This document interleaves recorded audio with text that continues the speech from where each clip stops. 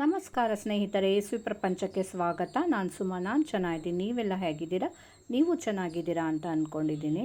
ಇವತ್ತು ನರಸಿಂಹ ಜಯಂತಿ. ಎಲ್ಲರಿಗೂ ನರಸಿಂಹ ಜಯಂತಿಯ ಹಾರ್ದಿಕ ಶುಭಾಶಯಗಳು. ಉಗ್ರಂ ವೀರಂ ಮಹಾವಿಷ್ಣುಂ ಜ್ವಲಂತಂ ಸರ್ವತೋಮುಖಂ ನರಸಿಂಹಂ ಭೀಷಣಂ ಭದ್ರಂ ಮೃತ್ಯೋರ್ಮೃತ್ಯುರ್ ನಮಾಮ್ಯಹಂ. ಇದು ಒಂದು ನರಸಿಂಹ ಬೀಜ ಮಂತ್ರ. ಈ ಮಂತ್ರ ನಮ್ಮನ್ನು ಎಲ್ಲ ರೀತಿಯಲ್ಲೂ ಪ್ರೊಟೆಕ್ಷನ್ ಕೊಡುತ್ತೆ, ಧೈರ್ಯ ಕೊಡುತ್ತೆ, ಸ್ಪಿರಿಚುವಲ್ ಸ್ಟ್ರೆಂತ್ ಕೊಡುತ್ತೆ, ನಮಗಿರೋ ಲೈಫಲ್ಲಿರೋ ಎಲ್ಲ ಅಡೆತಡೆಗಳನ್ನು ನಿವಾರಿಸುತ್ತೆ, ಭಯನ ಹೋಗಲಾಡಿಸುತ್ತೆ. ರೆಗ್ಯುಲರ್ ಚಾಂಟಿಂಗಿಂದ ನಮ್ಮಲ್ಲಿ ಕಾನ್ಫಿಡೆನ್ಸ್ ಹೆಚ್ಚಾಗುತ್ತೆ, ಪಾಸಿಟಿವಿಟಿನ ತರುತ್ತೆ. ಸೊ ಯಾವ ಚಾಲೆಂಜಸ್ ಬಂದರೂ ಲೈಫಲ್ಲಿ ಫೇಸ್ ಮಾಡೋಕ್ಕೆ ಈ ಮಂತ್ರ ಹೆಲ್ಪ್ ಮಾಡುತ್ತೆ.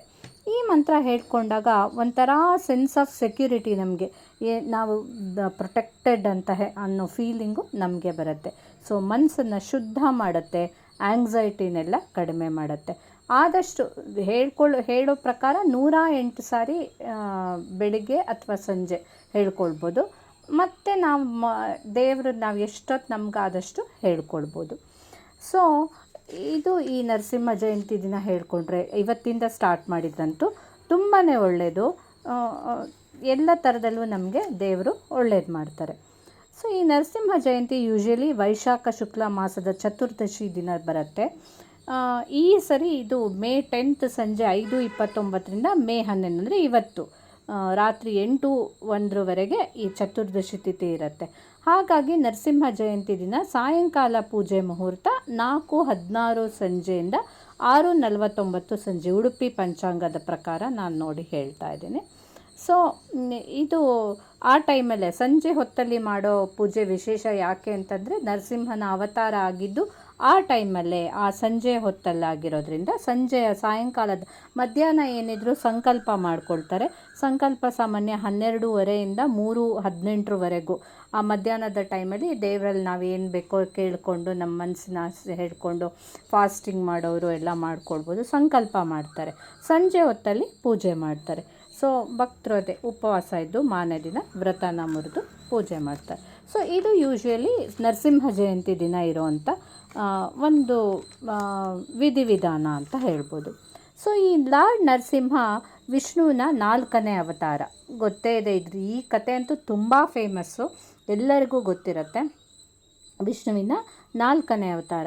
ಸೊ ಅವನು ಭೂಮಿಗೆ ಬಂದಿದ್ದು ಒಂದೇ ಒಂದು ಕಾರ್ಯ ಸಾಧನೆ ಮಾಡೋಕ್ಕೆ, ಅದು ರಾಕ್ಷಸ ಹಿರಣ್ಯಕಶಿಪುವಿನ ವಧೆಗಾಗಿ.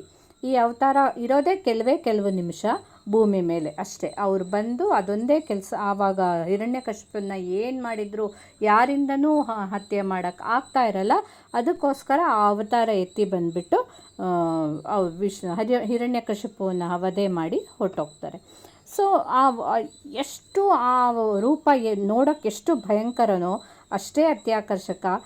ನರಸಿಂಹ, ಮನುಷ್ಯನ ಅರ್ಧ ದೇಹ, ಸಿಂಹದ ತಲೆ, ನರಸಿಂಹನ ರೂಪದಲ್ಲಿ ಬಂದು ರಾಕ್ಷಸನನ್ನು ಕೊಂದು ಧರ್ಮನ ರಕ್ಷಿಸಿ ಹೋಗ್ತಾರೆ. ಸೊ ಈ ಕತೆ ಯೂಶ್ವಲಿ ಎಲ್ಲರಿಗೂ ಗೊತ್ತಿರುತ್ತೆ, ಆದರೂ ಸಣ್ಣದಾಗಿ ನಾನು ಹೇಳಿಬಿಡ್ತೀನಿ. ಸೊ ಈ ಹಿರಣ್ಯಕಶಿಪು ಅನ್ನೋನೊಬ್ಬ ರಾಕ್ಷಸ. ಅವನಿಗೆ ಏನಂತ ಗೊತ್ತಿಲ್ಲ, ವಿಷ್ಣುವಿನ ಮೇಲೆ ತುಂಬ ವೈರತ್ವ ಇರುತ್ತೆ. ಮತ್ತು ಅವನಿಗೆ ತನ್ನನ್ನು ಗ್ರೇಟ್ ಅಂತ ಹೇಳ್ಕೊಳ್ತಾ ಇರ್ತಾನೆ. ಸೊ ಅವನ ಮಗನಾಗಿ ಹುಟ್ಟೋದೇ ನಮ್ಮ ಪ್ರಹ್ಲಾದ. ಈ ಪ್ರಹ್ಲಾದ ಮಹಾನ್ ವಿಷ್ಣು ಭಕ್ತ. ಹುಟ್ಟಿನಿಂದನೇ ನಾರಾಯಣ, ಓಂ ನಮೋ ನಾರಾಯಣ, ಓಂ ನಮೋ ನಾರಾಯಣ ಅಂತಲೇ ಹೇಳ್ಕೊಂಡು ಇರೋವನು. ಯಾವ ಥರದಲ್ಲಿ ಅವನ ಮಗನ್ನ ಚೇಂಜ್ ಮಾಡೋಕ್ಕೆ ನೋಡಿದ್ರು ಹಿರಣ್ಯಕಶಿಪುಗೆ ಆಗೋದೇ ಇಲ್ಲ. ಅವನನ್ನು ಎಲ್ಲೆಲ್ಲೋ ಗುರುಕುಲದಲ್ಲಿ ಕಳಿಸಿ ಅಲ್ಲೂ ಸಹ ಈ ವಿಷ್ಣು ಹೆಸರು ಹೇಳಬಾರ್ದು ಅವನ ಮುಂದೆ ಅಂತ ಹೇಳಿಬಿಟ್ಟು ಏನೇನೋ ಮಾಡ್ತಾನೆ. ಏನಂದ್ರೂ ಆಗೋದಿಲ್ಲ. ಅವನು ಮಹಾನ್ ವಿಷ್ಣು ಭಕ್ತ ಆಗಿ ಬರ್ತಾನೆ. ಸೊ ಇವನಿಗೆ ತುಂಬ ಸಿಟ್ಟು ಬಂದುಬಿಡುತ್ತೆ ಪ್ರಹ್ಲಾದನ ಮೇಲೆ. ಏನು ಹೇಳಿದ್ರು ಇವನು ಕೇಳೋದಿಲ್ವಲ್ಲ ಅಂತ. ಈ ಹಿರಣ್ಯಕಶಿಪುಗೆ ಒಂದು ವರ ಇರುತ್ತೆ. ಬ್ರಹ್ಮ ಒಂದು ವರ ಕೊಟ್ಟಿರ್ತಾರೆ. ಏನದು ಅಂತಂದರೆ ಅವನಿಗೆ ಯಾರಿಂದನೂ ಸಾವು ಬರೋದಿಲ್ಲ ಅಂತ. ಆ್ಯಕ್ಚುಲಿ ಅವನಿಗೆ ಏನು ಬೇಕಾಗಿರುತ್ತೆ ಹಿರಣ್ಯಕಶಿಪುಗೆ ಅಂತಂದರೆ, ತನಗೆ ಸಾವೇ ಬೇಡ, ಅಮರತ್ವ ಬೇಕು ಅಂತ ಕೇಳ್ತಾನೆ. ನನಗೆ ಏನಂದರೂ ಸಾವು ಬರಬಾರ್ದು ಅಂತ. ಬಟ್ ಆ ಥರ ಕೊಟ್ಬಿಟ್ರೆ ಡೇಂಜರ್ ಅನ್ನೋದು ಬ್ರಹ್ಮಂಗೆ ಗೊತ್ತಿರುತ್ತೆ. ಹಾಗಾಗಿ ಆ ಥರ ಕೊಡೋದಿಲ್ಲ. ಈ ರೀತಿ ಹೇಳ್ತಾನೆ, ನೀನು ಹೀಗೆ ಅವನಿಗೆ ಯಾವುದೇ ಮನುಷ್ಯನಿಂದನೂ ಸಾವು ಬರಲ್ಲ, ಹಾಗೆ ಯಾವ ಪ್ರಾಣಿಯಿಂದನೂ ಸಾವು ಬರಲ್ಲ, ಪಶು ಪಕ್ಷಿಗಳಿಂದನೂ ಇಲ್ಲ, ಯಾವುದೇ ಆಯುಧದಿಂದನೂ ಇಲ್ಲ, ಮನೆ ಒಳಗೂ ಅಲ್ಲ ಹೊರಗೂ ಅಲ್ಲ, ಹಗಲು ಅಲ್ಲ ರಾತ್ರಿ ಅಲ್ಲ, ಯಾವ ಹೊತ್ತಲ್ಲಿನೂ ಈ ಸಾವು ಬರಲ್ಲ, ಈ ಥರ ಅಂತ ಹೇಳಿಬಿಟ್ಟು ವರ ಕೊಡ್ತಾನೆ. ಸೊ ಅವನಿಗೆ ತುಂಬ ಅಹಂಕಾರ ಬಂದುಬಿಟ್ಟಿರುತ್ತೆ, ತಾನೇ ಗ್ರೇಟ್, ತನ್ನನ್ನು ಯಾರು ಏನೂ ಮಾಡೋಕ್ಕಾಗೋದಿಲ್ಲ, ನನಗೆ ಸಾವೇ ಇಲ್ಲ ಅಂತ ಹೇಳಿ ಜಂಬ ಇರುತ್ತೆ. ಸೊ ಈ ರೀತಿ ಪ್ರಹ್ಲಾದ ತನ್ನ ಮಾತು ಕೇಳ್ತಿಲ್ವಲ್ಲ, ಅದರಲ್ಲೂ ವಿಷ್ಣು ಹೆಸರೇ ಹೇಳ್ತಾನಲ್ಲ, ನನ್ನ ವೈರಿ ಹೆಸರೇ ಹೇಳ್ತಾನಲ್ಲ ಅಂತ ಅವನನ್ನು ಅಷ್ಟು ಮಗ ಅಂತಲೂ ನೋಡದೆ ತೊಗೊಂಡೋಗ್ಬಿಟ್ಟು ಎಲ್ಲೆಲ್ಲೋ ಸಾಯ್ಸೋಕ್ಕೆ ಟ್ರೈ ಮಾಡ್ತಾನೆ. ಆನೆಗಳ ಕಾಲು ಕೆಳಗೆ ಹಾಕಕ್ಕೆ ನೋಡ್ತಾನೆ, ಹಾವುಗಳಿದ್ದಲ್ಲಿ ಬಿಡ್ತಾನೆ, ಬೆಂಕಿ ಮೇಲೆ ಕೂರಿಸ್ತಾನೆ, ಪರ್ವತದಿಂದ ತಳ್ತಾನೆ. ಏನಂದರೂ ವಿಷ್ಣು ಅವನನ್ನು ಕಾಪಾಡ್ತಾ ಇರ್ತಾನೆ, ಅವನಿಗೆ ಸಾವೇ ಬರೋದಿಲ್ಲ. ಆವಾಗ ಒಂದಿನ ಸಭೆಯಲ್ಲಿದ್ದಾಗ ಸಿಟ್ಟು ಬಂದುಬಿಟ್ಟು, ನೀನು ಯಾವಾಗಲೂ ವಿಷ್ಣು ಹರಿ ಹರಿ ಅಂತ ಹೇಳ್ತೀಯಲ್ಲ, ಎಲ್ಲಿದ್ದಾನ ಅವನು, ನನ್ನ ಈ ಕಂಬದಲ್ಲೂ ಇದ್ದಾನಾ ಅಂತ ಹೇಳ್ಬಿಟ್ಟು ಸಿಟ್ಟಾಗಿ ಕೇಳ್ದಾನೆ. ಹಾಂ ಇದ್ದಾನೆ, ಅವನು ಎಲ್ಲ ಕಡೆನೂ ಇದ್ದಾನೆ ಅಂತ ಹೇಳ್ತಾನೆ ಮಗ ಪ್ರಹ್ಲಾದ.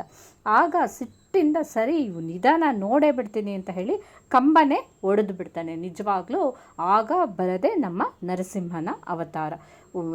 ಒಂದು ಅರ್ಧ ಮನುಷ್ಯ ಅರ್ಧ ತಲೆ ಸಿಂಹ ಆಗಿ ಆಗಲೇ ಅವನಿಗೆ ನನ್ನ ಭಕ್ತಂಗೆ ಇಷ್ಟು ಕಷ್ಟ ಕೊಟ್ಬಿಟ್ಟಿದ್ದಾನೆ ಇಂಥವನು ಅಂತ ಹೇಳಿ ಮೊದಲೇ ಸಿಟ್ಟು ಬಂದುಬಿಟ್ಟಿರುತ್ತೆ. ಸಿಟ್ಟಿಂದ ಬಂದುಬಿಟ್ಟು ಅಲ್ಲಿಂದ ಕಂಬನ ಹೊಡ್ಕೊಂಡು ಬರ್ತಾನೆ. ಬಂದುಬಿಟ್ಟು ಆವಾಗ ಅವರಿಬ್ಬರು ಮಧ್ಯೆ ಫೈಟ್ ಆಗುತ್ತೆ. ಅಂದರೆ ವಿಷ್ಣುನೇ ಅವನನ್ನು ದರ ಎಳ್ಕೊಂಡು ಹೋಗ್ತಾನೆ.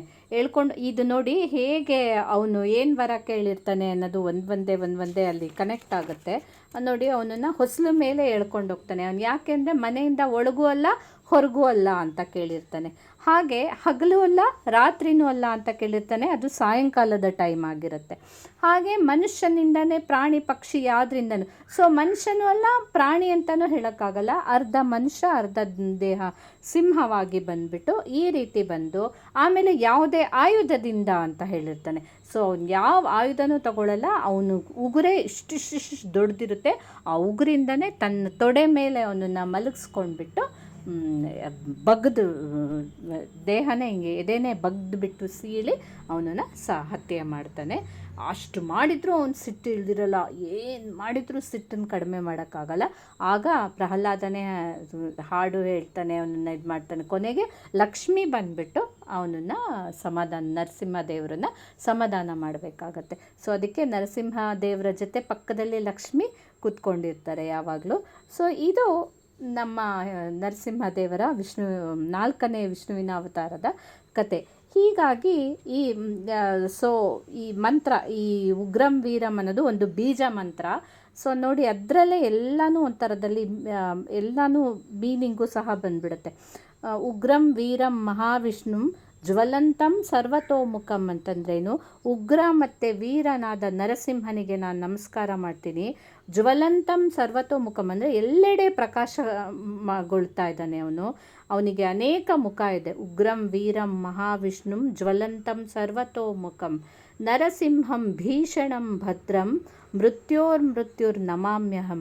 ಸೊ ಎಷ್ಟು ಭಯಂಕರ, ಅಷ್ಟೇ ಮಂಗಳಕರ, ಎಷ್ಟೊಂದು ಮುಖ ಇದೆ ಅವನಿಗೆ, ಅವನು ಎಲ್ಲ ಕಡೆ ಪ್ರಕಾಶಿಸ್ತಾ ಇದ್ದಾನೆ. ಮೃತ್ಯುವಿಗೆ ಮೃತ್ಯು ನಮ್ಮ ನರಸಿಂಹ ಅಂತ ಹೇಳಿಬಿಟ್ಟು ಈ ಮಂತ್ರದ ಮೀನಿಂಗು.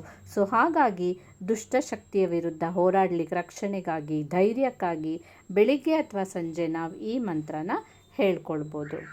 ಸೊ ಈ ಮಂತ್ರನ ಹೇಳ್ಕೊಳ್ಳಿಕ್ಕೆ ಇವತ್ತಿಗಿಂತ ಒಳ್ಳೆ ದಿನ ಮತ್ತೊಂದು ಇರೋದಿಲ್ಲ. ಯಾಕಂದರೆ ನರಸಿಂಹದೇವರೇ ಹುಟ್ಟಿದಂಥ ದಿನ, ಜನ್ಮ ಎತ್ತಿದಂಥ ದಿನ ಈ ದಿನ ಸಂಜೆ ಹೊತ್ತಲ್ಲಿ ಹೇಳ್ಕೊಂಡ್ರತ್ತು ಇನ್ನೂ ತುಂಬ ಒಳ್ಳೆಯದು.